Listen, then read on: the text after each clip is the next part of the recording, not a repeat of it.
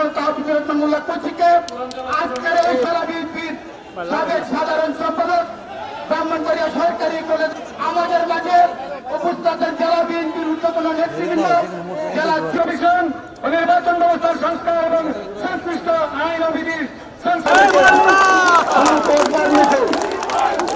আমরা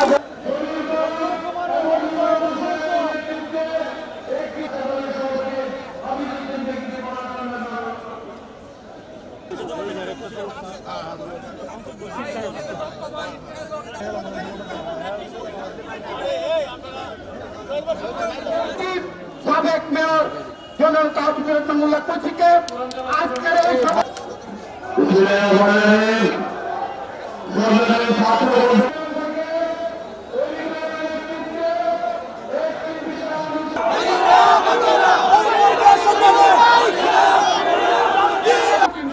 আপনারা উচ্ছৃঙ্খল আচরণের মধ্যে আমাদেরকে অসম্মানিত করবেন না। বাড়িকেও চলে যাবো সুন্দরভাবে, এই হোক আমাদের প্রত্যয়। সবাইকে ধন্যবাদ। এখন আপনাদের সামনে উপস্থাপন করছি 1 নম্বর জনগণের গণতান্ত্রিক অধিকার পুনঃপ্রতিষ্ঠার লক্ষ্যে সংবিধান সংস্কার কমিশন গঠন। 2 নম্বর সম্প্রীতিমূলক রাষ্ট্রসত্তা ও জাতীয় সমন্বয় কমিটি গঠন।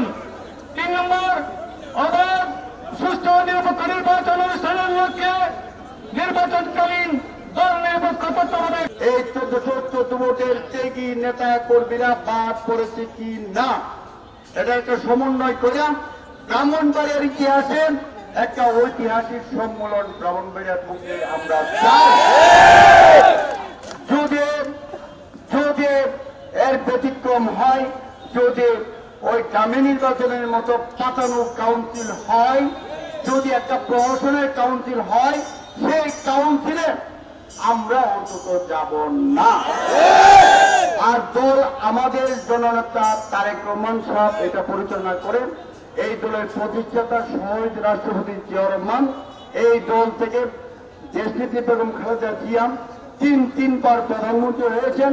বর্তমানে এই দলের হাল ধরেছেন আমাদের জননেতা তারেক রহমান সাহেব, আমাদের ভারপ্রাপ্ত চেয়ারম্যান জননেতা তারেক রহমান সাহেব।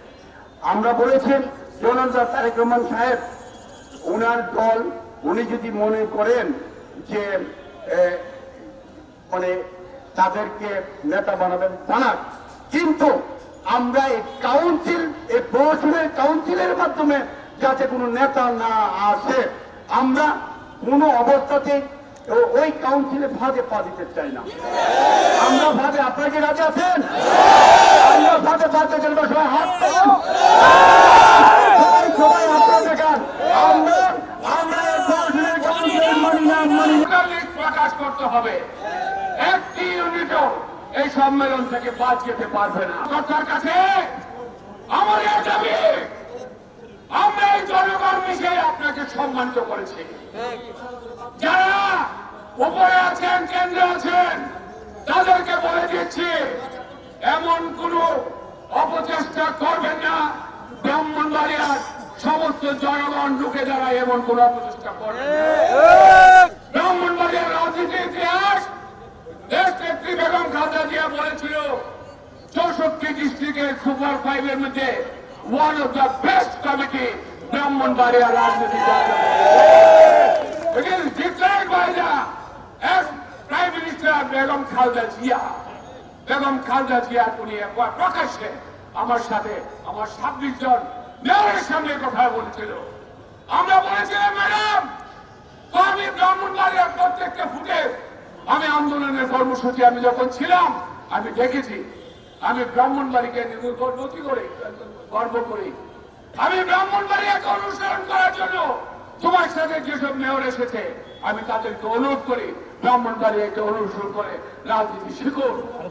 একটা কর্মী আমাদের ফ্রি অফ কস্ট, আমরা যারা জেলে গিয়েছে আইনজীবী ফোরাম, জাতীয় আইনজীবী ফোরাম, তাদের প্রচেষ্টায় সমস্ত কামনাগুলো চালিয়েছে।